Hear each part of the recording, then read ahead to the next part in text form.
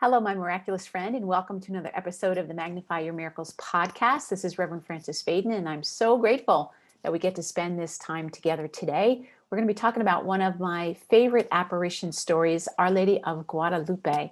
But before we do that, let's take a few deep breaths together, just get ourselves grounded and centered and really ready to receive this miraculous message from Mother Mary.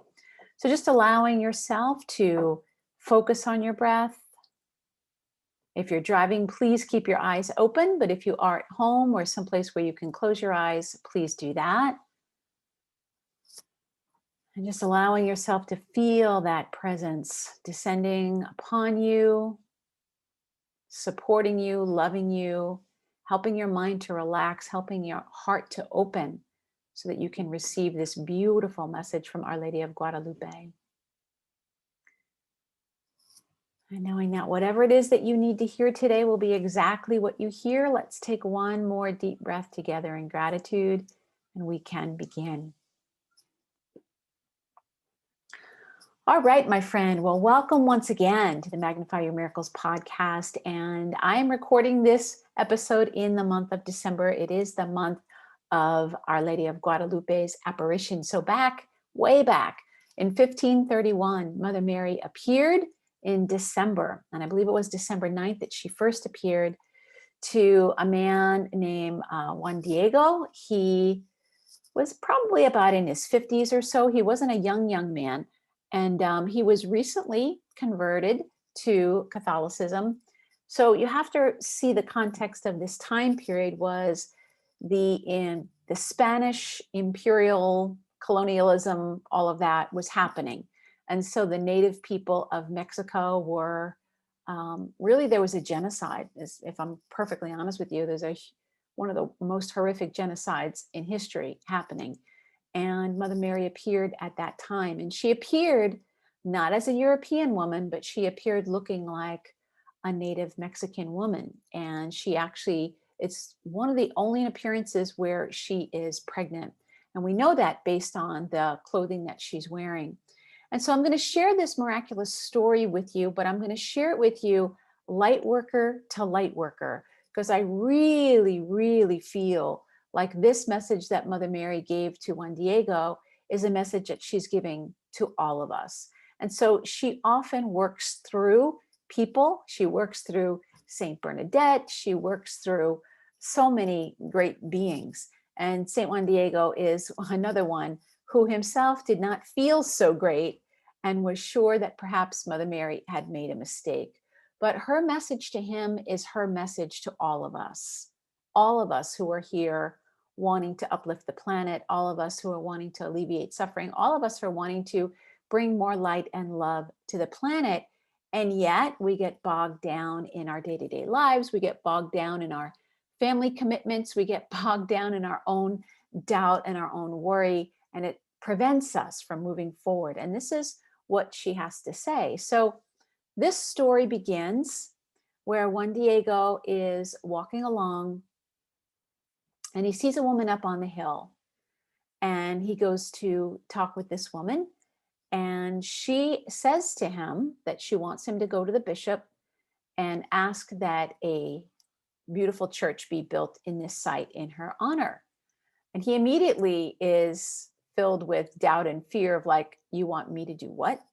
But he goes to the bishop, he knocks on the door and says that this beautiful lady asked for this to happen. Of course, everybody laughed at him, and he left feeling very dejected and very much like, oh, I'm the wrong person for this job. Like, you have picked the wrong person for this job. And so this is what Mother Mary says to him. I'm going to read this to you. So sweet. Now, you remember, he's a man in his 50s, and yet she's calling him my youngest and dearest child. She says, listen to me, my youngest and dearest child. Know for sure that I do not lack servants and messengers to whom I can give the task of carrying out my words, and who will carry out my will. But it is very necessary that you plead my cause, and with your help, through your mediation, that my will be fulfilled.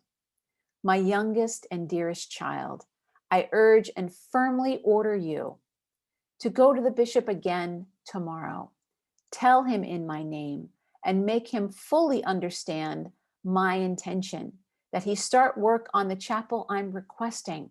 Tell him again that I am the ever Virgin Holy Mary, Mother of God, who is sending you. So that's what she says to Juan Diego, and that is what she's saying to you. This is the part of the story. We know that this next message I'm also going to share with you. It makes me cry every time I read it because it's so touching. But this part of the story we tend to overlook. And this is the part that's the message for the light workers. Yes, she can go to anybody, but she wants to work through you. Yes, there are plenty of people that she could be asking, but she's asking you. Now, how do you know that she's asked you? First of all, if you're listening to this podcast, then that means that she's asked you something. But whatever it is, are you trained in something? Are you trained as a Reiki practitioner or a healer? Have you taken healing courses and not really done a whole lot with them? Do you have a book inside of you? Do you have a song inside of you? Do you have a deep longing desire inside of you? Something that you want to bring forth in the world that you know if you did would really make your corner of the world a better place. And there's something, I don't know what it is, but that seed's been planted in there by the Divine Mother because she knows that through you, she can magnify that miracle and that miracle will ripple out. And so she had picked Juan Diego for this purpose, and he didn't think he was ready. He didn't think he was worthy. He didn't think much of himself. And he goes again, and the same thing happens the next day. So on the third day, his uncle is sick, and he's looking for a priest to do last rites for his uncle. His uncle's on his deathbed. And he specifically tries to avoid Mother Mary. He goes around the other side of the hill.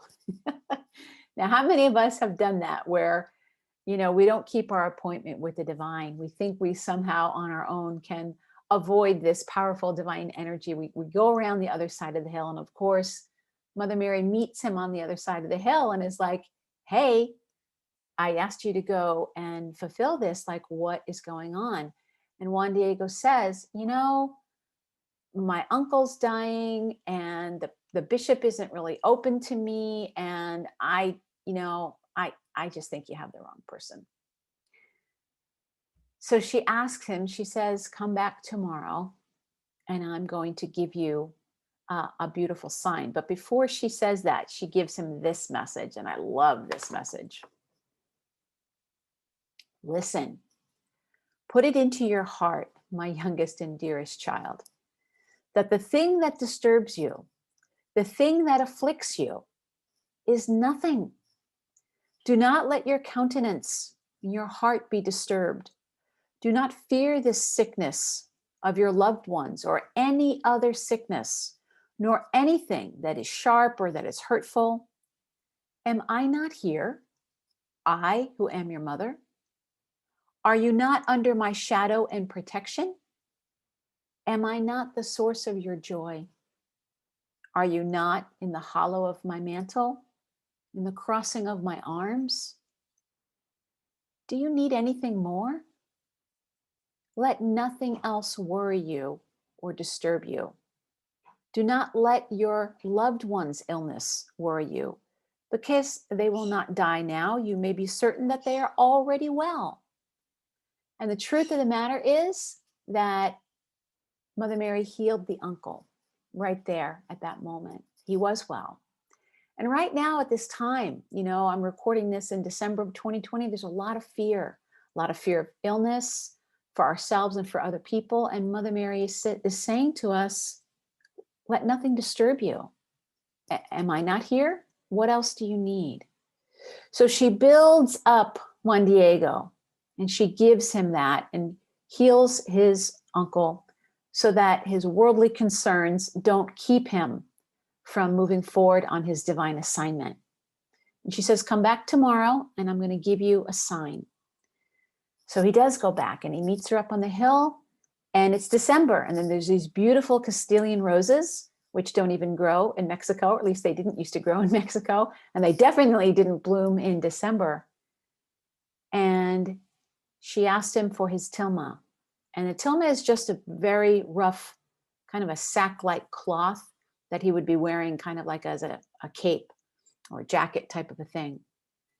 And she took those beautiful roses and put them in his tilma and arranged them herself.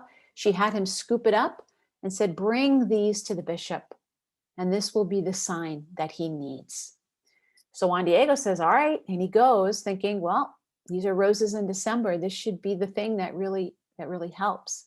And he somehow gets in to see the bishop again and says, I have a sign from the lady. And he opens his tilma, and all the beautiful roses come spilling out onto the floor. And he thinks that's the miracle until he hears everybody gasp. Because what he didn't know is that Mother Mary used those roses and created a beautiful work of art, an image of herself that we now know as Our Lady of Guadalupe on the tilma. And everybody gasped. And you can see that image. You can see that image. I'm going to put in the show notes a link to the image so that you can see Our Lady of Guadalupe. That image has been analyzed over the years, hundreds of years. First of all, it's on a material that would have deteriorated in about 20 years. And it's been almost 500 years that this is still there. The building has burned, things have happened, it is still intact. They've put it under a microscope to see what the heck is it? What is it? Because that image is actually alive. It's not just a painting, it's a live image. And one of the coolest things, if you zoom in on the eye of Our Lady of Guadalupe, you will see in her eye the reflection of Juan Diego. I'll put a link as well in the show notes so that you can see a picture of this miraculous living image. It's the only image that we know of that's painted by Mother Mary. It's the only work of art that is a divine work of art that we know of. And she painted it herself, of herself, and it has amazing properties to it. Now, I always say Our Lady of Guadalupe is the patroness of creative people. A lot of times when she shows up when I'm doing a session with somebody, she's encouraging you to own your creativity, but she's also encouraging you to own your mission as a messenger, as a light worker, as somebody who is here to bring light onto the planet. So if you find yourself like Juan Diego, filled with doubt, filled with family responsibilities, filled with worldly responsibilities that you don't know how you're going to fulfill, and yet you feel this pull of something wanting to come through you, call on Mother Mary as Our Lady of Guadalupe. Ask her to help you with your worldly obligations, your family obligations. If you're worried about health or you're worried about the health of your loved ones, call on Our Lady of Guadalupe. But most importantly, take her words to heart when she says, it is very necessary that you plead my cause, and with your help, through your mediation, that my will be fulfilled. She's calling on you, my friends, and this is a modern message. Even though it's from 500 years ago, she's asking you, please say yes to the thing that she's asking you to bring more light onto the planet. I love this story. I'd love to hear about your thoughts about this story. Do you have any connection with Our Lady of Guadalupe? She's one of the most revered forms of Mother Mary throughout the world. People in Mexico obviously love her, but she is also loved throughout the world and brings us such a timely message for the times that we're in. Am I not here, who am your mother? Are you not always in the hollow of my mantle, the crossing of my arms? What else do you need? What else do you need, my friends? Indeed. All right. Well, remember that the key to magnifying your miracles is remember that your miracle is already here. God bless you, my friend. Bye-bye.